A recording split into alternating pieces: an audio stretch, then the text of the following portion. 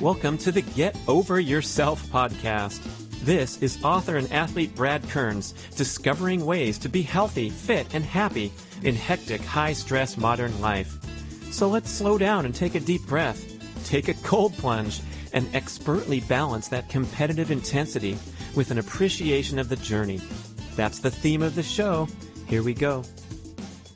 The Get Over Yourself podcast is brought to you by Almost Heaven, beautiful compact home use sauna kits, ancestral supplements, grass-fed organ meats in a capsule, DNA Fit, genetic testing for custom diet and exercise recommendations, Integro Health, high-potency liquid probiotic called Flourish, Organifi, organic powdered superfoods, delicious green, gold, and red powders, Wild Idea Buffalo, sustainable, grass-fed, beyond organic, and check out the bradkearns.com/shop page.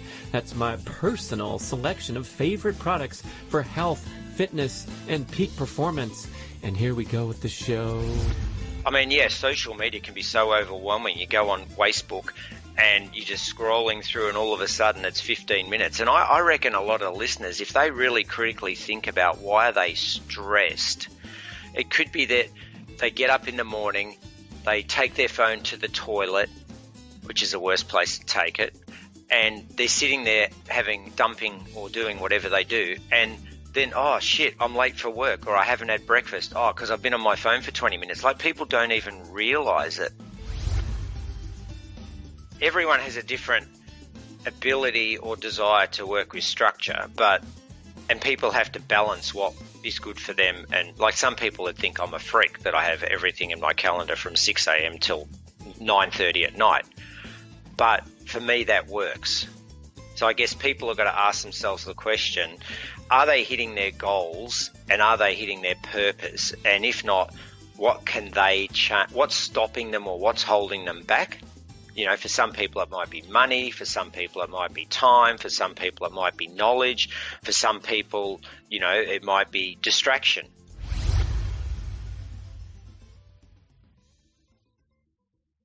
Let's talk about ancestral supplements.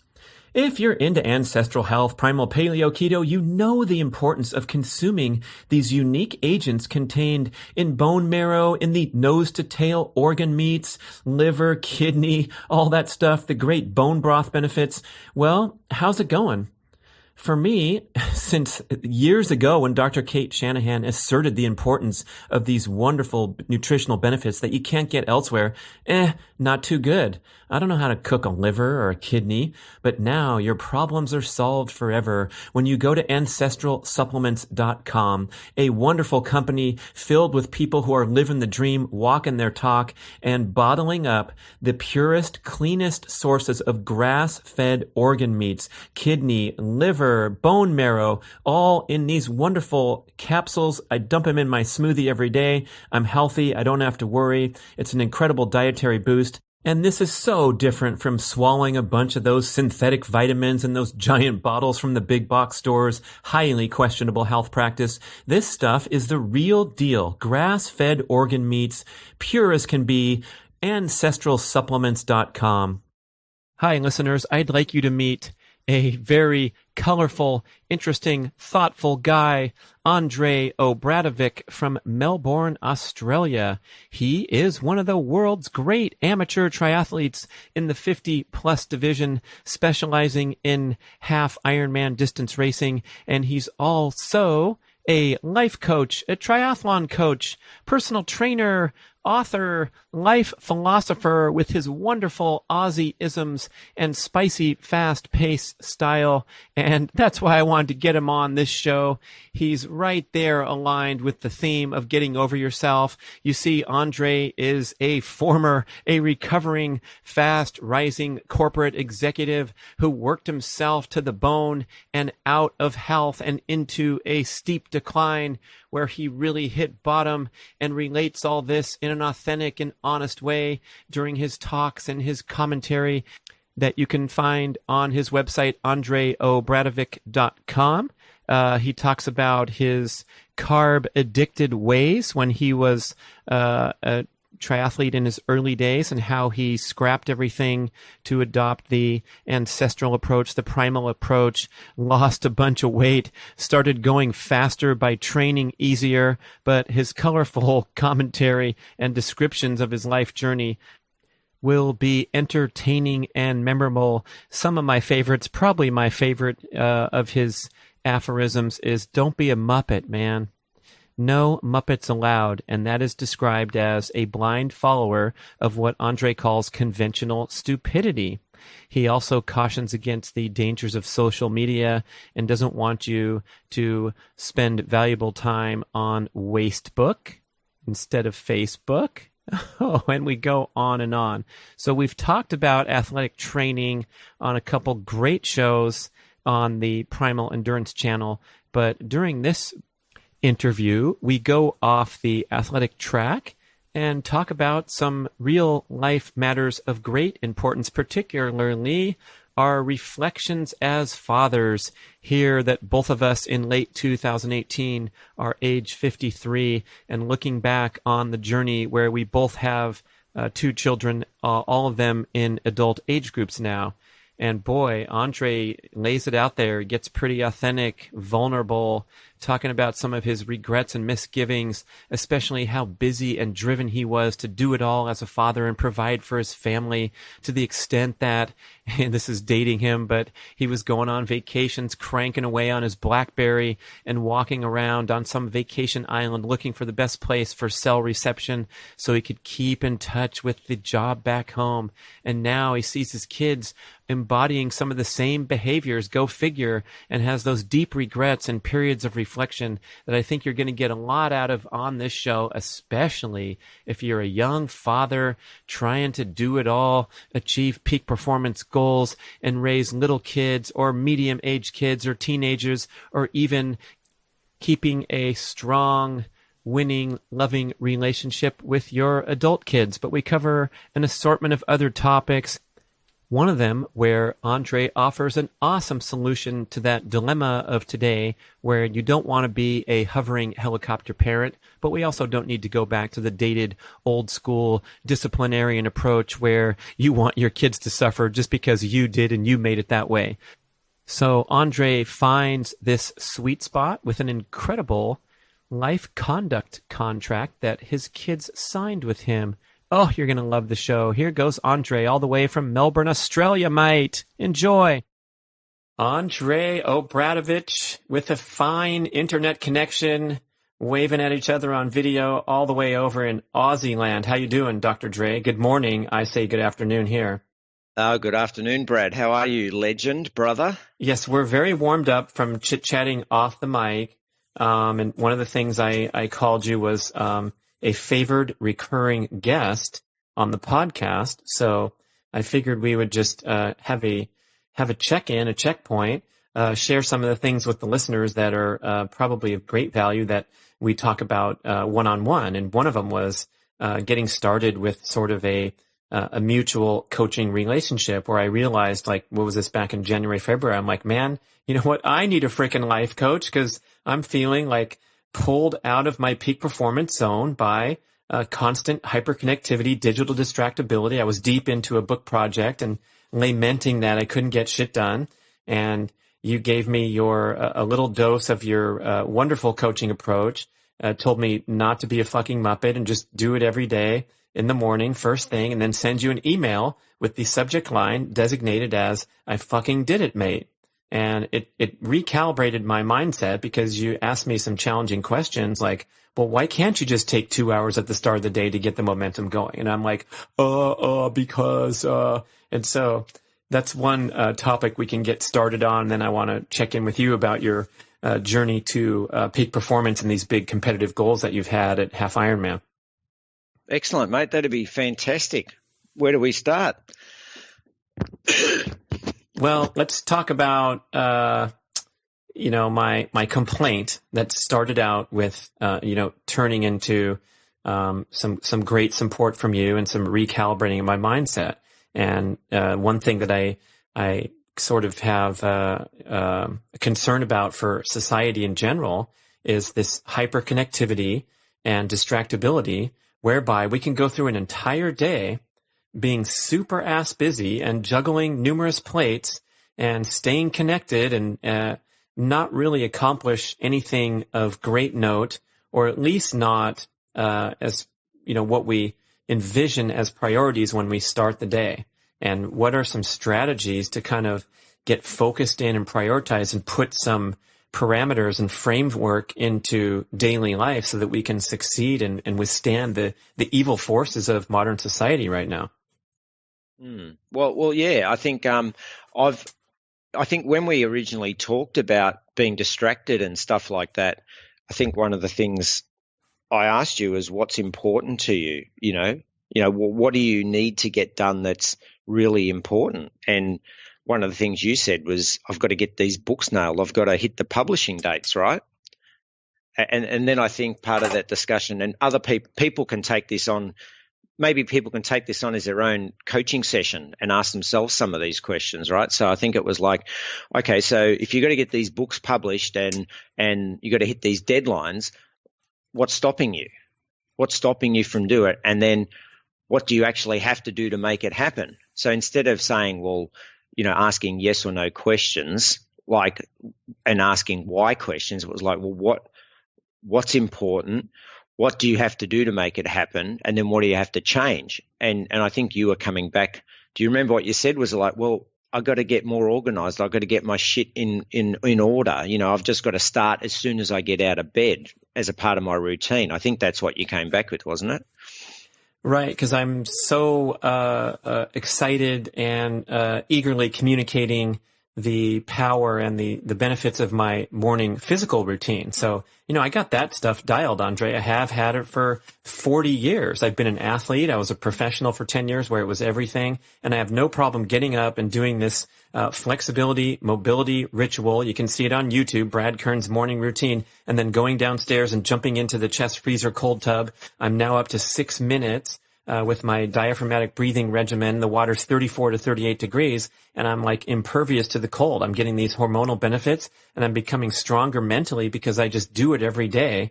It's like repetition and endurance creating this habit, and I feel wonderful, and I can go tell people on podcasts and videos, Brad Kern's morning cold plunge, oh, isn't that awesome? And then I'm supposed to leverage this stuff into peak performance in front of my screen. And then I'm talking to you and being vulnerable and revealing, going, dude, I'm supposed to finish this freaking book. And instead, my email screen is open and I'm doing what I call important things or busyness, but it's drifting. And so the same guy that could jump in that cold water tub with no problem had a disconnect there where it's like, let's get that same shit done in the work environment. And that's where your great insight. And again, we're talking about our deal with each other here, but I want all the listeners to kind of reflect and project my story into your own life.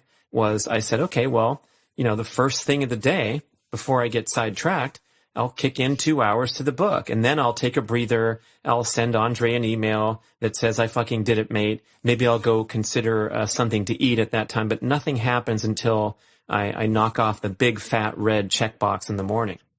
Yeah, I remember that very clearly. I think I think you said, if I can, even though we're in a coaching relationship, so things are confidential. I think you said something like, I'm being a muppet, mate.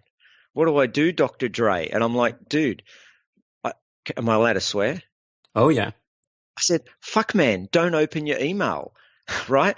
And you said, what if my reward is I eat after I've done my work? And I'm like, well, do you think that'll work? And you're like, of course it would. All right, great. And then the next day, I remember you sent me this email and it's like, dude, I effing did it. I did it. Now I'm going to eat. So you started to set up this new routine of you do your morning routine, you come to computer and you have a conversation with yourself that says, one part of your brain, the part that likes that high of seeing 50 emails come in and people telling you what a great guy you are and what a legend you are, you have that conversation with the other side of your brain saying, okay, if I turn that email on, I'm not going to hit the goals I want, which is what I've agreed to myself to hold myself accountable and what I've told Andre or Dr. Dre I'm going to do. So I'm not going to turn it on. I'm actually going to open my document and write my book. And then at the end of that, I'm going to go and eat. And that worked, didn't it? It worked. And I also reflect 20 years ago or whenever, these things were a lot easier because we didn't have all this distractibility and potential for constant stimulation and dopamine hits that occur when we get a text message or an email. This is known brain science, that we respond to novel circumstances in our environment because that's our genetic hardwiring. It's a survival mechanism, right? And so today, in the primal times, it was a rustling in the bushes, completely turned us away from whatever we're focusing on, and we heard that rustling in the bushes and we responded, and that's a good thing. And today we're trying to focus, and we get a text message or something that's going to give us a little jolt of juice, of hormonal burst, and an instant payoff. But then we get unwound and we go into downward spiral tailspin. So, bringing that discipline back, where one of the things was I wanted to answer to you because you spent the time with me to get this into place. And so, listeners, you can answer to Brad and Andre right now by doing this stuff and send an email to the email address, info@primalendurance.fit, info@ketoreset.com, whatever, and say, hey, I effing did it after listening to your show, because everyone's got stuff to shore up. We have damaged cellular material that we can recycle and repair through fasting, and then we have damaging lifestyle habits and behaviors that are out of alignment with peak performance and even happiness. Yeah. So, Brad, what else? What's another thing you did? What's another thing you did from those conversations that listeners could put into place? So you made that decision not to turn your email on. I imagine you probably didn't go on social media as well. Did you actually have conversations with the bad side of your brain that was telling you needed to do that? Or was that what process did you put in place? Did you have to think much about it? Or was it like, nah, fuck it, I'm just going to do this, it's not a problem? Like, what was that like? Yeah, good question. I would say that it's an ongoing daily battle. I'm trying very hard to stay focused on priorities. Speaking of social media, I have no problem there because it's so overwhelming to me when I just engage with it for 30 seconds. So I'm a contributor to social media. I feel obligated to do that because I'm trying to build my brand and my following and promote the things I'm doing and get you to listen to the shows and consume the content I'm putting out. But I'm a contributor and almost entirely not consuming it because I'm getting more and more sensitivity to the negative effects of getting into this zone where you're just breezing through an Instagram feed or a Facebook page, and there's so much happening, and it's so diverse and intense. The experience is so intense that I actually feel exhausted after 2 minutes of scrolling through an Instagram. So I apologize to all my peeps if I didn't push the heart button and say that I liked your thing, but boy, oh boy, I think as a society, we have to recognize this, that we're turning into, short attention span creatures that are constantly engaged with information and entertainment all day long. And we've lost the wonderful fine art of having a casual conversation at a slow moving pace with a real live social person. We're doing the next best thing. We're looking at each other on video, but the value of just kicking back for 30 minutes and, talking about whatever, rather than, interrupting each other over and over because we're so used to just moving these conversations along so quickly like they do on the ESPN sports show. I don't know if they do it down there for Aussie rules, but like the basketball highlights are people talking over each other and throwing out crazy proclamations that the other person can respond to and get into a debate. And it's like, oh man, we got to take a deep breath and say, where is this headed? And I think it's headed for a crash course of, of a lot of bad stuff, especially with the younger generation that was raised on this, starting from, youth and is heading into the tunnel now. Well, excuse me. I totally agree. So, one of the things, social media can be so overwhelming. You go on Facebook and you're just scrolling through and all of a sudden it's 15 minutes. And I reckon a lot of listeners, if they really critically think about why are they stressed, it could be that they get up in the morning, they take their phone to the toilet, which is the worst place to take it, and they're sitting there dumping or doing whatever they do. And then, oh shit, I'm late for work, or I haven't had breakfast. Oh, because I've been on my phone for 20 minutes. Like, people don't even realize it. Or whether you're sitting on the couch in the morning, oh, I'm just going to check in with my buddies. And 20 minutes later, oh, far out, man, I don't have time for the beautiful food I've cooked, so I'm going to go and get some crap food on the way to work. What I've done is I've actually taken Facebook off my phone. So a great mate of mine, excuse me, I did a podcast for Effortless Swimming the other day, and I brought this up about how athletes can execute their training more efficiently by being more organized. And this was one of the topics we brought up, is he's made a folder on his mobile device called Wasting My Life. And all of his social media apps are in that folder. So sure, he has his email and calendar, on the phone, but he has to deliberately press the folder called Wasting My Life to get to his social media. So I've got LinkedIn, Twitter, and Instagram, but I've taken Facebook off because for me, that's more of a problem. So that's the first thing people can do. The other thing is I actually now am scheduling time when I'm on the computer to be on Facebook. So what I try and do is I get up in the morning, do whatever I have to do. And for me, like, it's in my Google Calendar, 10 minutes in the morning and 10 minutes at night, because it's not on my phone. So I go in, I do what I have to do. I make comments on the things because I run my business, and my business a lot is influenced by Facebook. And then I get off it, and then I try as best I can not to go back on it during the day. And I have time allocated in my Google Calendar. So on one of my 3 screens, I have my Google Calendar as a schedule layout. And that's telling me what I have to do for the day, because I have everything in my calendar except for when I have to take a crap.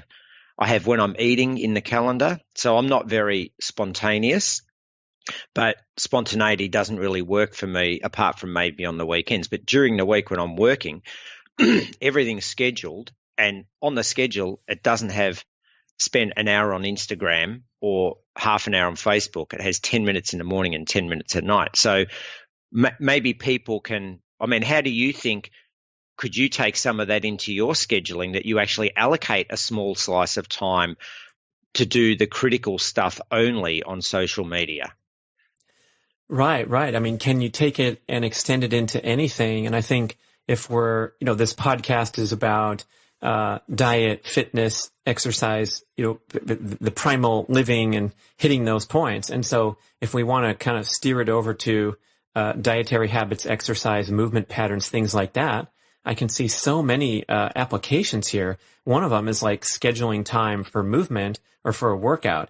And one thing I've noticed recently, going over to the gym with my girl, my fiance, she likes going to the gym. That's where she works out. She drives there, and I'm like kind of the home-based fitness guy where I have my hex bar deadlift in the backyard. I take off running from the house and head over to the river trail. So I don't need a gym. I have everything I need outside the gym. My stretch cord workout at home is way tougher than even going through the machine circuit at the gym. But I realized going with her, well, first of all, we're doing something together, so it's a social aspect of it. And when I walk through the door in the gym, there's so much support and so much kind of implicit encouragement that you're going there for a purpose and you're going to get something done, and you're not sidetracked. And so I'm in there. Her class goes for an hour, and so I'm spending an hour doing this and that in the gym. And it was a revelation to me to realize the importance of ritual, such as getting in your car and driving somewhere for the purpose of a workout, because I'm so into convenience and all that I have all the workout stuff I need at my home, which is great. And it also could be sort of a check mark against me, because if I'm right now staring at my pull-up bar and my stretch cords, where I get a lot of my training done right here, 1 foot away from where I do podcasting. Maybe there's some value in like creating systems and structure that get me out of, I guess we could call it a comfort zone, and over into the gym environment. Same with meeting somebody somewhere to go do a workout. Yeah. Everyone has a different ability or desire to work with structure, and people have to balance what is good for them. And like, some people would think I'm a freak that I have everything in my calendar from 6 a.m. till 9:30 at night. But for me, that works.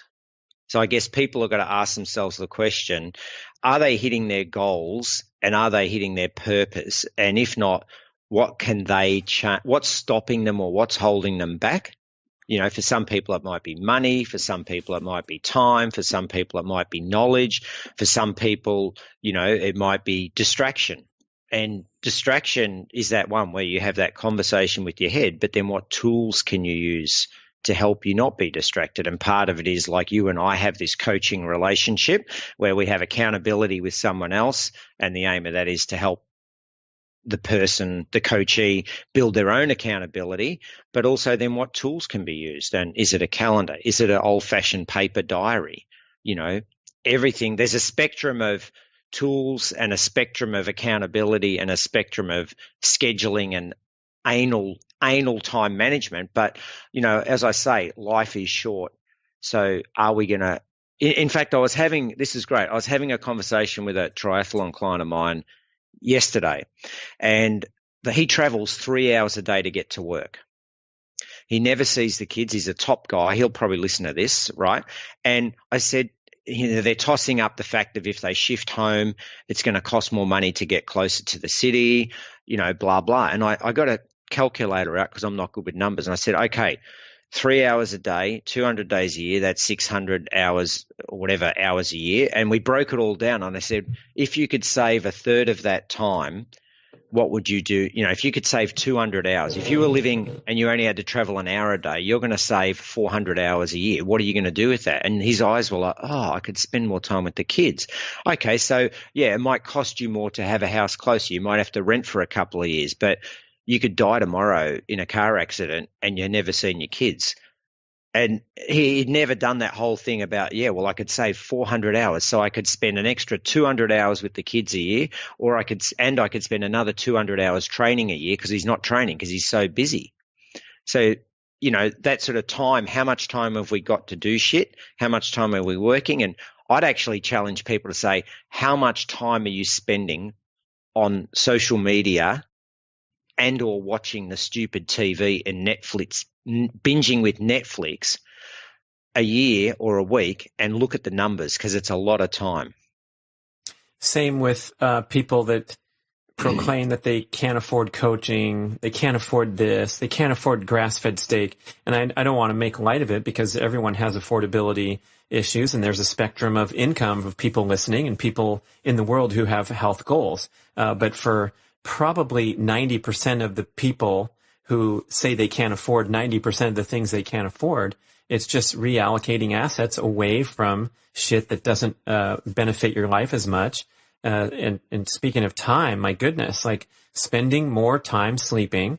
This is now getting a hot popular theme being broadcast by Matthew Walker and others. You'll save time because you'll be more cognitively higher performing at work. And there's studies about sleep deprivation where your workplace performance is diminished by 40%. So you get the same done in 6 hours as you would in 10 hours if you've just gotten enough sleep. And I believe strongly in these kind of things, because I'm, again, very sensitive to overstimulation, hyperconnectivity. And I'm also very sensitive to that moment in the afternoon when I start to go from level 9, where I'm cranking away, doing whatever, working on a book or something great, and then it starts drifting down to level 7, and I'm all of a sudden over on YouTube watching this high school kid, Matthew Bowling, run the 100 meters, and these incredible athletes, and then sending an email off to my group email list. I may not be on social media a lot, but I'm still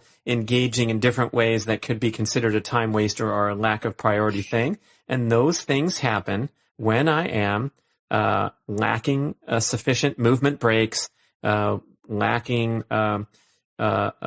discipline because of cognitive fatigue. And we can only focus for, apparently, this is a study from Stanford University research, we can focus intently for about 20 minutes. And then the brain will take a break on your ass, whether you like it or not. And it's you know, observed by brain science that you need these ebbs and flows where you can stare off into space and look at the birds, look at a distant object, get away from the screen. Even if it's for a minute or two every 20 minutes, you're going to come out with a winning result rather than powering away for hours and hours on end. And that's why, I don't know about in Australia, but, the air traffic controller in the United States and the FAA regulation, as well as the dealer of cards in the casinos, they work on a very distinct pattern of frequent breaks, and they're pretty lengthy. So like the dealer goes 40 minutes on, 20 minutes off throughout the shift, because they have to constantly focus on money and cards and not make a single mistake, and they can't breeze their way through people betting hundreds of dollars on their blackjack hand. And same with the air traffic controllers. They're going on a similar pattern of intense work environment. No pee breaks, no sneezing breaks, no YouTube breaks. They're watching planes land in the air and telling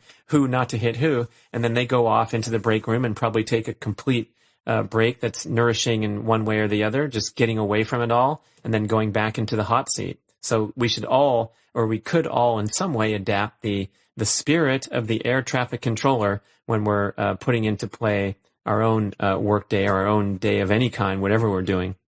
Yeah, absolutely. And I think your first point about sleep's critical. Like we've talked about this before. I got some of those great blue blocking glasses that you suggested and you use. So they're great. And that's all about sleep. So I have a sleep routine, and I think the first thing with sleep is if people understand how important it is to our health and our hormones, that's critical. And the way to improve it is to actually firstly acknowledge the importance of it, but then have a sleep routine. So my sleep routine is, because I'm an athlete and I want to improve my swimming, I know this is not conventional stupidity, but I spend more time stretching and doing my thoracic mobility, which has absolutely improved my swimming times. Right. So for all of you guys and girls out there who are killing yourself at 5 a.m. every morning, 6 days a week at the pool, maybe you're carrying a bit of excess body weight, and you're killing yourself and your heart rate's always at 160, 170 in the pool. Here's something. Firstly, eat low carb, eat paleo, eat keto, lose the body fat. Secondly, train less, because you'll get faster. Do your drills, as Brad talks about swimming with the old people for quite a while before he got faster. And then do this, work out what your flexibility and your movement patterns are like and fix those. So I went on a bit of a tangent there, but so I do this 8-minute stretching routine at night in the bedroom after my sauna. So I have a sauna as well. I know you do, Brad. So I have a sauna probably 4 nights a week before bed. I stretch, shower, cold shower, and then I go to bed. And it's this routine, and it's in the calendar. Like it's in the calendar, and it's in my training plan using this system I use, and I have to tick it off, and I say complete, because then my coach, because everyone can use a coach, even though I'm a coach, I've got a coach, and it's in the plan. So I'm accountable to myself, I'm accountable to my coach, but I'm accountable to my goals of getting faster at swimming, but also having a better sleep, because sleep is so fundamentally important, because then I can wake up in the morning and be more effective. And I'm coaching a CEO for a startup in Atlanta at the moment, and he was working crazy hours, like working till midnight, getting up at 5 a.m. He's gone low carb, so he's lost a heap of weight, and he eats twice a day now. He walks. He's just started going to the gym. But I said, what's one of the biggest thing? And he's like, man, Dr. Dre, he goes, I'm so efficient at work. Like the engineers can't believe how much I get through, because that's a big technical, organization, engineering organization. He's like, apart from losing the weight, I just feel great because I'm sleeping well. I've lost weight, but I'm so more mentally able to handle the workload. I'm not tired. I don't drop off. And he says that's the biggest thing. Wow, fantastic. Yeah, everybody's got more potential. However well you're doing now, there's more there if you can identify some of the holes, the shortcomings, and take action. And sure enough, I got through this book with Mark Sisson, and we made it on time. But I feel like there was more pain and suffering than necessary because of this penchant for distractibility. And I admit that some of this is like dread, right? It's tough work and it's high cognitive challenge. It's much easier to watch people doing amazing things on YouTube.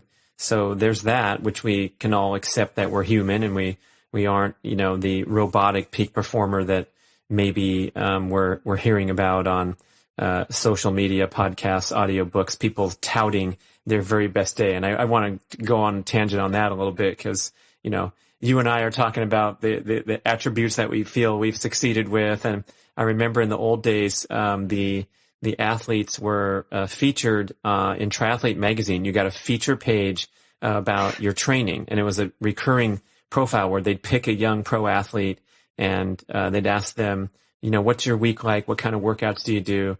And then it would be valuable for the reader to look and see how these different top athletes trained. And so what did they do on Monday and Tuesday? And it went down into the details of their weekly schedule. But after reading about 27 of these, that's 2 years and change when I'm a young guy in college dreaming of being a pro triathlete. And every month I get these guys and it'll say, Monday morning, ride 80 miles in the mountains. PM, swim 4,000 meters. After that, an hour of yoga class. The next day, run 12 miles easy on the trails, another 4,000 meter swim, and an easy 2-hour bike ride in the afternoon. And you're going through this thing going, holy crap, these guys are like machines. I can't believe it. And then you come to this realization later after reading 27 of them. It's like, if someone's asking you about your training week, a magazine story that's going to be published and distributed to athletes all over the world, what are you going to tell them? A crappy week?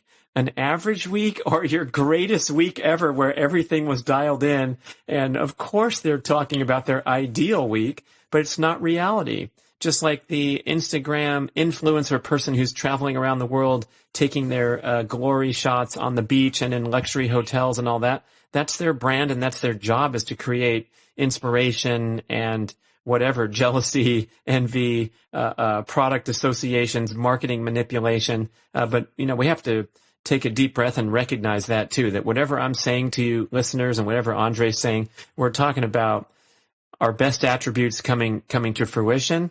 We can also talk about our struggles and places where we screwed up. And after I sent you quite a few of those emails that said I effing did it, mate, in the morning with my 2-hour binge, somehow, some way, on a certain day, I started taking baby steps away from that commitment.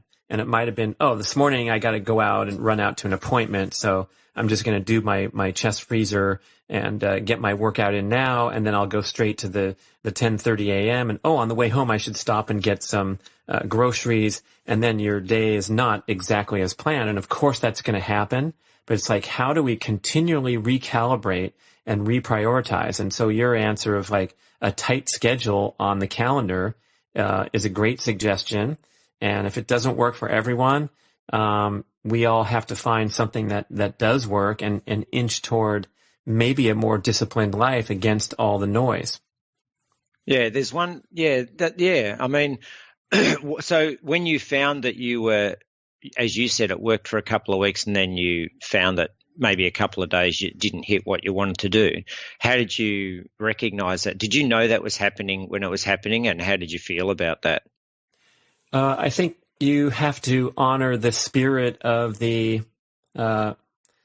story, right, listener? You got your own issues to deal with. Maybe you're in an entirely different job that doesn't require any discipline to change from one thing to the other. You're a clerk at a counter, and so you're ringing up sales all day. There's no two ifs, ands, or buts about it. You're serving Starbucks all day. So whatever it is that's going on, I think we have to honor the spirit of, doing things that make us feel good, avoiding things that make us feel tired or drained or negative, and apply that principle to whatever we face during the day, especially when stuff's going down that ain't good. I mean, I've had an entrepreneurial career and an athletic career that's lasted for decades now. And a lot of times I was out there competing on the pro circuit and thinking I was doing everything right, really positive, really disciplined, really focused, motivated, making good decisions, and going across the world on an airplane to go get my ass kicked in Australia and coming back in the luggage section in a body bag instead of in a business or first class bump up from winning the great championship. And at those times, you have to kind of recalibrate and stay focused on your greater principles of taking care of your body, whatever, change the logistics. Mark Sisson calls it pivot. So whatever worked for you from 2016 to 2018, and your company's doing great, and you went to the Gold Club Vacation Award and got a bonus, and now shit's falling apart. You can take those same attributes that work for you, but they're going to look differently. They're going to look different on paper and in practical application. Absolutely. Like pivoting. I mean, I had a pivot that came to me without any, and some of the listeners should go back and listen to maybe the first or the second podcast we did, big corporate job, thinking I was like rocking horse shit, like fancy shoes, fancy suit, chairman's lounge, flying everywhere. And then all of a sudden that all just stopped for health reasons. And, now I coach people, and it's like I'm earning a quarter of what I was earning. And, it's a big pivot that I really had no choice over. I was going to ask you about Popcorn Boy. Yeah. So again, talking offline and applying these insights to other areas. So I talked about, getting refocused on the book project by turning off the email and setting myself up to succeed in that way. Because if the temptation is there and the environment is nurturing to you going off track, you're gonna fail, right? And I think part of this stuff is in the new book Keto Longevity, but there's a great insight pulled from the Framingham study, a study of the Framingham study, and they discovered this concept of social clusters being contagious. So social cluster is the people you hang out with the most. Another study calls it your reference group, and that is the 5 people that you spend the most time with, or perhaps the 10 people that you spend the most time with. You become sort of an aggregate of what they're all about. These influences are extremely powerful to how our life turns out. That's why parents need to stress over the peers that their kids are hanging out with, and hoping you're hanging out with some cool dudes or well-adjusted gals, because they can take you down if you're in an unsupportive reference group. So these social clusters or these reference groups are contagious to 3 degrees. So they found with the Framingham study, that's one of the biggest longitudinal epidemiological studies of society. The citizens of Framingham, Massachusetts, since 1948 have been studied for all manner of lifestyle behaviors, including diet, and all this research has come out of it. But they discovered that obesity was contagious to 3 degrees. So if you're obese, you are going to influence your friends around you and your friends' friends to 3 degrees. Same with happiness. Slimness, physical fitness is contagious to 3 degrees. Positive energy and positive attitude, contagious to 3 degrees. So when you hang around a friend and the last 7 times you've caught up for coffee or caught up on the phone, maybe it's an old friend from old times or whatever, and you can sit back in reflection and go, dang, this person has been negative and dispensed negative energy or venting and complaining upon me for the majority of the last 7 times we've hung out together. This is an insight that might warrant recalibrating or making a positive change where you try to influence the relationship, have a talk about it, say, hey, man, you seem stuck in a negative spot. How can I help? Call out these things and try to nurture the best social group that you can. But you were asking me about Popcorn Boy, so taking a step back a little bit was, this lack of discipline and structure for my writing objectives, my career objectives, can also play out into anything else you're doing.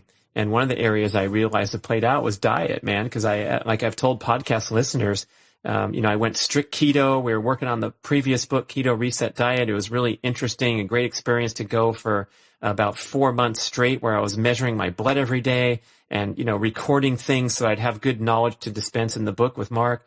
And then after that, I kind of spun out of that and went into a different experimental mode, inspired by Nourish, Balance, Thrive, Tommy Wood, Chris Kelly, the consultations they were doing with me that I've talked about on this channel as well. And that essence was, hey, eat more nutritious food to fuel your workout performance goals, because you're an old guy trying to perform these amazing feats. And sometimes if you're in a caloric efficiency state, it might affect your performance and recovery. So I started slamming more food, feeling better, doing more workouts, recovering faster. Everything was great. And then 2 years later, I woke up one day and realized, dang, my undisciplined unregulated consumption of fun things like evening popcorn binges when I'm around family and having a celebration time, enjoying my dark chocolate with great abandon and not a lot of regulation, I realized I've become fat Muppet boy. And I weighed myself. I probably weigh myself a couple times a year over the last 20 years. And it's never been never been a big issue for me, right? I'm an ex-athlete who keeps in shape. I have a lot of issues in my life, but one of them was like, my body composition and all that's always been fine. But here I was like weighing the most I'd ever seen myself. So I took a picture and I'm like, man, I look like fat Muppet boy. I weigh 172. I've weighed 165 for about 25 years. And I said, you know what? I got to make some changes here, because the lack of discipline and lack of structure, except for I was always eating healthy foods, right? I wasn't the Ben and Jerry's guy that was slamming nonsense, toxic shit into my body. But the healthy foods that I was allowed to eat were just in an unregulated manner. So the first thing I put into place was just a fasting until 12 noon rule. Not because I thought it was the best dietary strategy for me. Maybe it was going to adversely affect my performance and recovery from workouts. Who knows? But the reason I did it was just to bring more structure and discipline into my life as sort of a challenge to see if I could do it. And there's a lot of good things that come to that. I was doing that for years prior to, especially during the keto phase, I was always fasted until at least 12. And so to come back to a rule following and a more structured dietary pattern, I thought was a growth experience for me, just the inherent value of saying, I don't even start thinking about caloric intake until 12 noon. Now, one kind of weird thing or potentially negative thing that happened was about 11:30 every day I started to get hungry, man. I started thinking about the clock. So if you have a history of like disordered eating or emotional issues related to eating, some of this stuff might be playing with fire. So, take what I'm saying with a grain of salt. But for me, what it did was it put greater appreciation for the meals that I did eat starting at 12 noon. Most of the time I'd eat something at 12 noon. So greater appreciation for that, and also a greater sense of accomplishment that now I'm loading up on one side of the balance scale, my morning flexibility mobility routine that I haven't missed in 2 or 3 years, my morning cold plunge that I never miss when I'm home, obviously missing when I'm away. And now number 3 on the list was no eating until 12 noon. So what am I doing if I'm not busy making a fabulous omelet or a big smoothie? I'm flipping open my computer and I'm getting to work, and I'm not worried about that until later in the day. So that's kind of the starting point of, we can talk a little more about diet and, success formulas, because we're trying to hit all these notes on this show and how it all flows together, especially. But yeah, it's interesting how, like, that photo you sent me is fantastic. You look so ripped, mate. I need to do a bit more work to get a bit of better abs like you've got. But I think that the whole message there is you realize something wasn't going the way you wanted to, and you thought, well, what do I need to change? And you had a conversation with yourself and you used a bit of structure to make that work for you. And I think that's fantastic. And I think, excuse me, one of the things people need to think about is, if they're training a lot, maybe that approach may not work for them. If they've had adrenal stress or adrenal fatigue, it may not work for them. And you've done all of the different models of fasting mimicking paleo, low carb, blah, blah, blah. Carnivore's one of the things you're doing now, I know. But I think each person, has to ask themselves and some questions. So for me, it's like, am I having a good shit every day? Am I sleeping well? Am I lean? Am I craving things? And when I eat my food, am I enjoying savoring it? And am I in a parasympathetic, relaxed state when I'm eating? And, like I train 16 to 18 hours a week. So for me, I generally eat twice a day, but they're quite large meals. But if I've got some solid sessions on where I might be doing a 3 or 4 hour session in one day, I will have a feed. I'll eat 3 times, and I will eat after training. So I tried to do I'm just going to do this, low carb keto thing, and I'm going to eat twice a day, and I'm going to do all this fasted training. But I wasn't executing the sessions as well as I could have, and I was not sleeping as well. And a few things changed for me. So it's that reflective process of this is what Brad's doing. This is what Dr. Dre's doing. This is what Mark Sisson's doing. This is what whoever else is doing. Is that working for me? And what's good for me? And what are my goals? Is it about having abs as a 54-year-old man, or is it about not being constipated? Is it about being more efficient at work? Is it about being calmer? I'd suggest people write all the things they want and what are they missing, and what can they say no to that's going to get them one of those things? Make a list. Like, by saying yes to Ben & Jerry's ice cream, I'm saying no to better abs. Oh, or dude, it might be, or that's it might brutal. be, yeah, or I might be saying, by saying yes to Ben & Jerry's ice cream, I'm going to have diarrhea, because we all know, for most people, dairy causes or helps, especially with gluten, irritable bowel and leaky gut issues, right? So if people are having diarrhea and they're having dairy, maybe that's probably one of the reasons, right? So there's this tool you use called, if you say yes to this, what are you saying no to? And you can do the other thing by saying no to this, what are you saying yes to? So by saying no to going on social media in the morning when I get out of bed after I've done my morning routine, Brad is able to execute, and he's saying yes to publishing his book on time. Whew. I mean, now that you put it that way, right? The allure of the Ben & Jerry's is diminished significantly. And I think that the way that these unhealthy habits stick around is we tell ourselves a story, a lie possibly, that this is part of enjoying life. And hey, man, everything in moderation, or, oh, it's my daughter's birthday party, so I might as well have a cheesecake. And that's all okay and not to be judged. But I think generally we have to get more clarity with the consequences of our decisions, especially living in misalignment with our stated goals and values and dreams. So if you want to be a glutton with a life of decadence, luxury, and minimal concern for your health, and you're totally in alignment with that statement and that belief, then you go off and have a good life. I don't want to pay for your insurance policy with an increase in my rate, but unfortunately I am, so I will criticize you a little bit. But generally speaking, as long as we're in alignment and making those yes/no choices, that's beautiful. I love that, because they're, it's not that big a deal to have to sacrifice.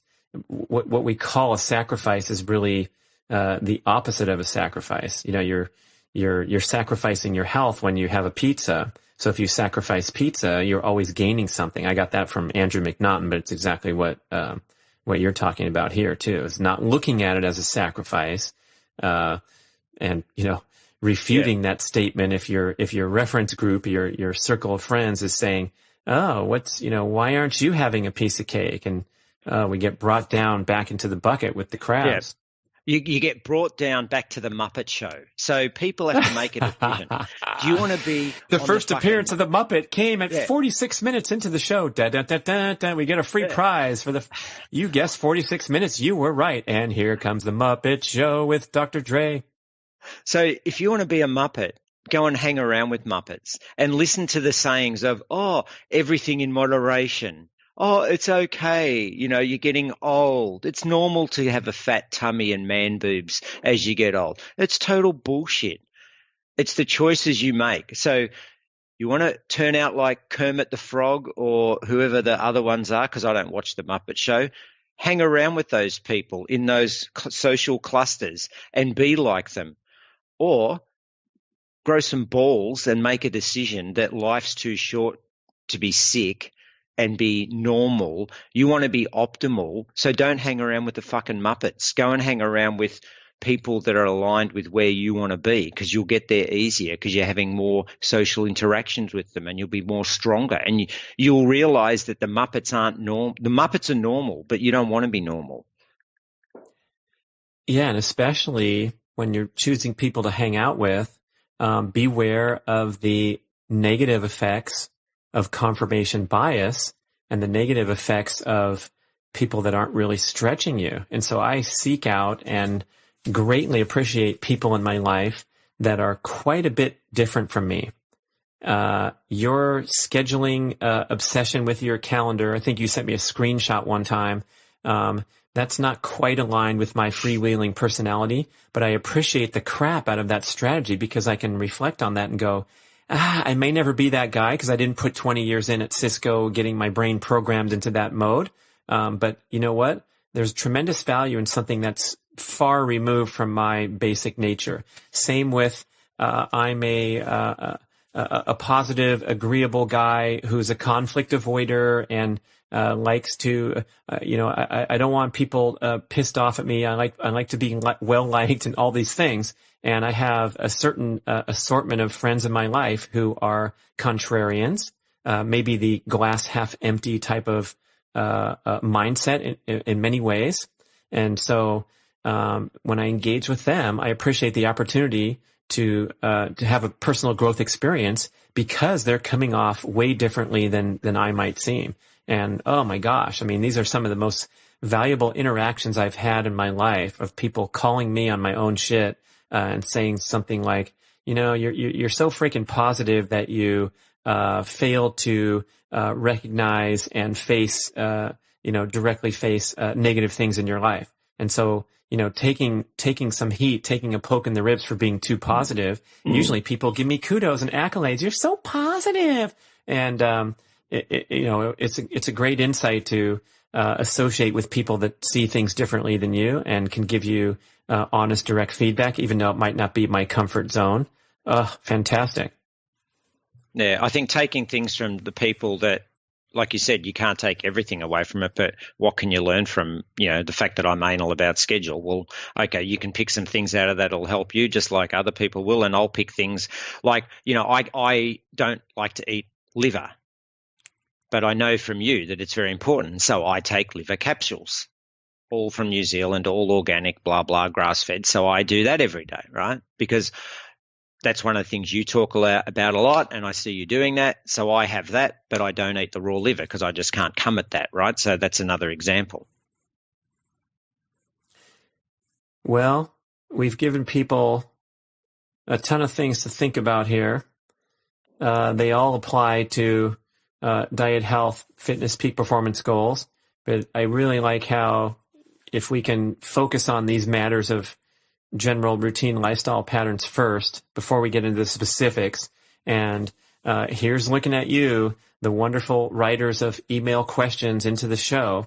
And so many of them from thoughtful, intelligent people are getting into the extreme details and the splitting of the hairs on the timing of the macronutrients vis-a-vis the start of the workout or the end of the workout.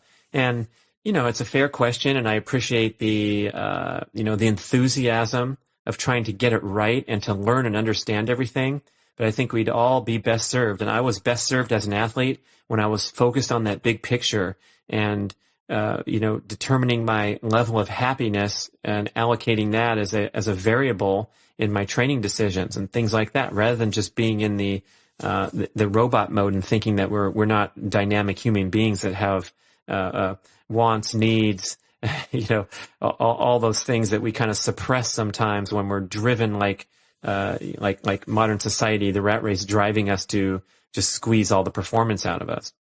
And I'd say, sure, you can count every single calorie and every single macro, but what are you doing with your sleep? Like people place so much importance on their nutrition to that anal perspective. Like I just intuitively know what to eat. I'm lucky, I'm blessed, like you probably do, right? But are they putting that attention to their sleeping or their relationships or hydration, drinking enough water, or have they got enough melatonin or testosterone, Yeah, speaking of that too, and just for the diet example alone, we talked about this one end of the spectrum, and that is the drawing some boundaries and having some guidelines rather than just being fat popcorn Muppet boy. But then on the other end, we have this prevalent condition of orthorexia, right? Which is defined as an unnatural fixation on the correct and the maximum effectiveness of your diet in this case.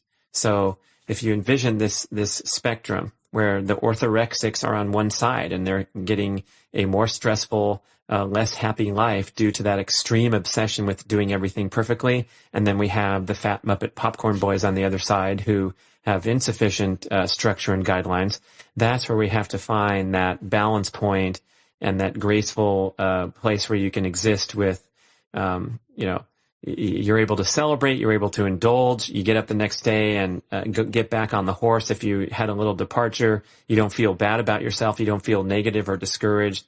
All those things are important to learn from experience, and I don't think there's any simple answer, but there's a lot of people that would benefit greatly from drifting back from the extreme edge of orthorexic or what have you, and there's maybe even more people that would benefit greatly from tightening shit up a little bit and living in alignment with your stated goals and priorities.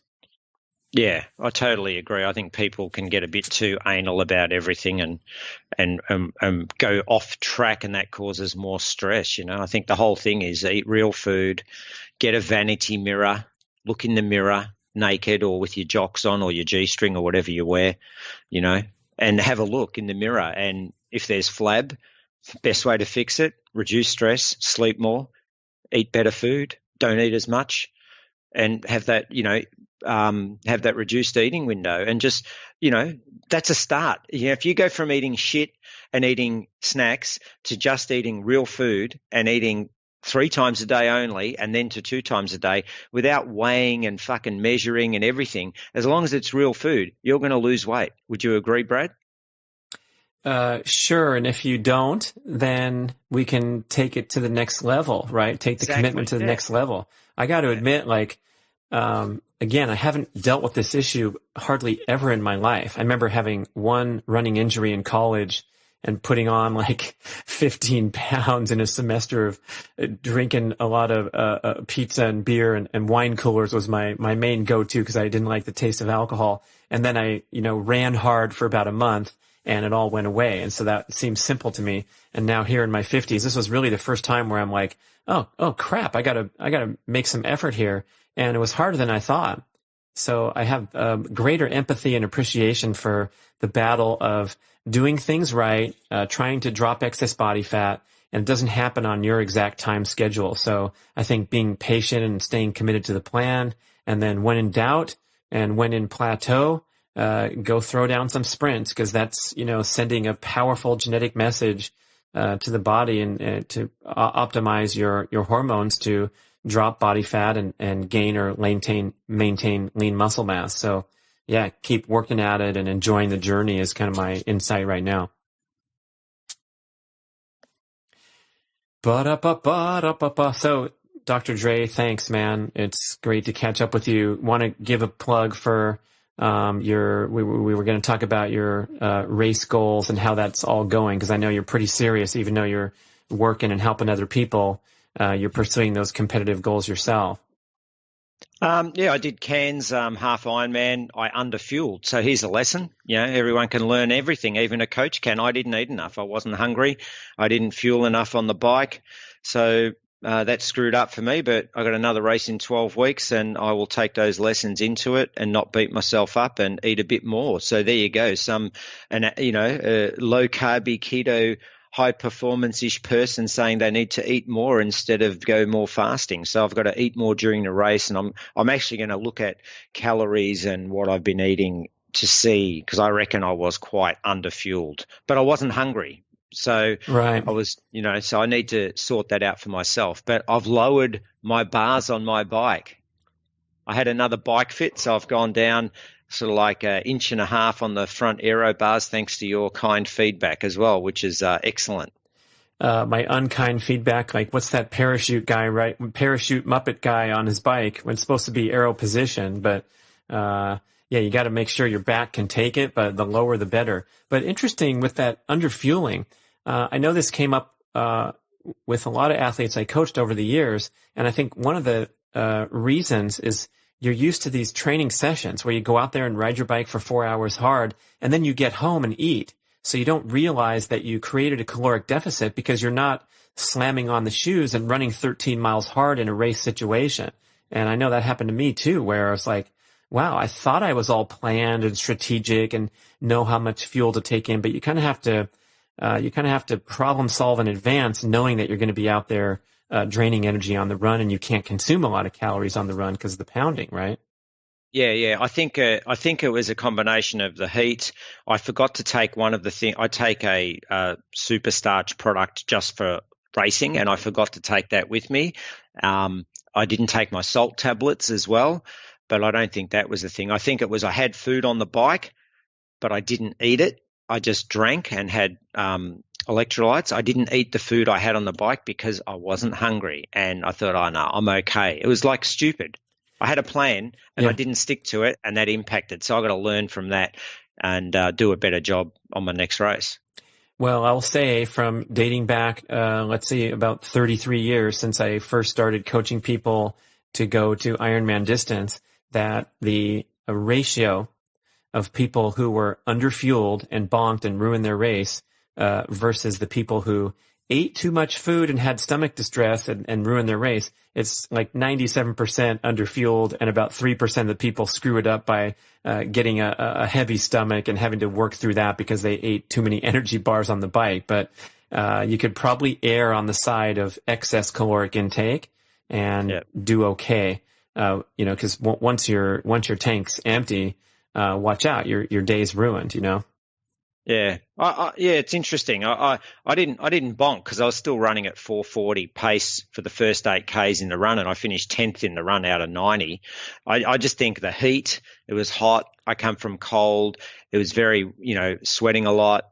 I think just a couple of things like that, and it's just something you got to learn and do a better job next time. It's a privilege to be able to race. It's a privilege to take a lesson away. And, my number one goal was go to the race uninjured and finish the race uninjured. And on Monday morning, I walked around and I felt like I hadn't done a half Ironman. It was like I was totally fine. And that, to me, they're the most important ththings that us as older men who are aging gracefully need to remember, that, we don't want to be limping the next day. We want to finish as though, I did a training session yesterday, but it was a race, That's kind of like the goal of climbing Mount Everest is often misstated. And the people, you think the mountain climber's dream is to climb the tallest mountain in the world, but really the goal should actually be to climb Mount Everest and make it back to base camp. So, because we don't care if you climbed it if you can't get back. And so doing the whole thing correctly rather than just obsessing with the result. Yeah. All right, man. Good luck. We'll check up with you in the future. Always great to hit the really important topics. Going deep with Andre Obradovic from Australia. Find him at Facebook, social media is your game. You can go play around there. What's the address? Which one? Like your Facebook page, wherever you want to take people. Andre Obradovic on Instagram is probably the best one. And then just andreobradovic.com is the website. Got it. Go to it, people. Thank you. Thank you for listening to the show. We would love your feedback at getoveryourselfpodcast@gmail.com. And we would also love if you could leave a rating and a review on iTunes or wherever you listen to podcasts. I know it's a hassle. You have to go to desktop iTunes, click on the tab that says ratings and reviews, and then click to rate the show anywhere from 5 to 5 stars. And it really helps spread the word so more people can find the show and get over themselves, because they need to. Thanks for doing it. Let's talk about ancestral supplements. If you're into ancestral health, primal paleo, keto, you know the importance of consuming these unique agents contained in bone marrow, in the nose to tail organ meats, liver, kidney, all that stuff, the great bone broth benefits. Well, how's it going? For me, since years ago when Dr. Kate Shanahan asserted the importance of these wonderful nutritional benefits that you can't get elsewhere, not too good. I don't know how to cook a liver or a kidney, but now your problems are solved forever when you go to ancestralsupplements.com, a wonderful company filled with people who are living the dream, walking their talk, and bottling up the purest, cleanest sources of grass-fed organ meats, kidney, liver, bone marrow, all in these wonderful capsules. I dump them in my smoothie every day. I'm healthy. I don't have to worry. It's an incredible dietary boost. And this is so different from swallowing a bunch of those synthetic vitamins and those giant bottles from the big box stores. Highly questionable health practice. This stuff is the real deal. Grass-fed organ meats, pure as can be. AncestralSupplements.com.